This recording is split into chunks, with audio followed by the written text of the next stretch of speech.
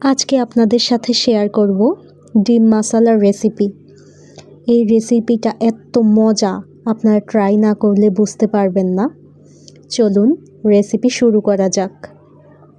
ডিম মশলা বানানোর জন্য প্রথমেই লাগবে সিদ্ধ ডিম। খুবই বেশি সিদ্ধ করার প্রয়োজন নেই। তারপর লাগবে কয়েক রকমের সস, যেমন আমি দিয়েছি চিলি সস, টমেটো সস। তারপর লাগছে তেঁতুল চাটনি, এটা অবশ্যই লাগবে, এটাই হচ্ছে এর স্বাদ অনেক গুণ বাড়িয়ে দেয়।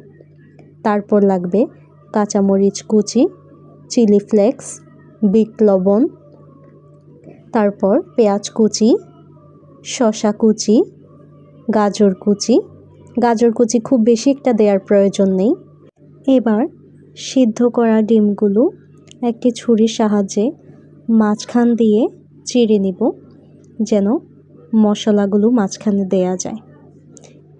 ভিডিওতে দেখানো পদ্ধতিতে আপনারা ডিমগুলো চিড়ে নেবেন।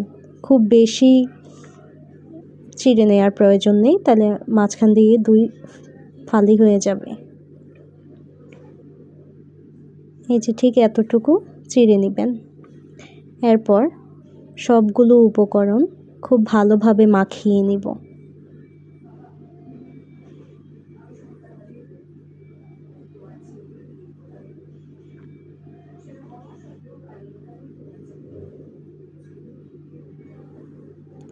সবগুলো উপকরণ খুব ভালোভাবে মাখিয়ে নেওয়ার পরে এখানে দিয়ে দিব খানিকটা লেবুর রস।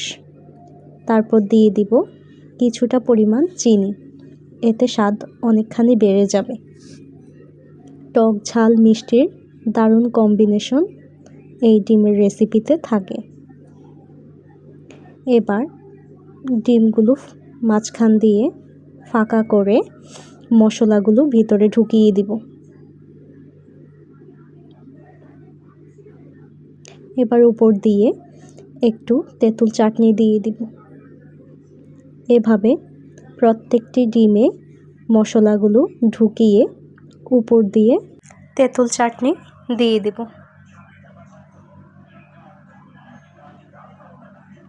ভিডিওটা রেকর্ড করতে করতে আমার আবার খেতে ইচ্ছে করছে, এটা এত মজার।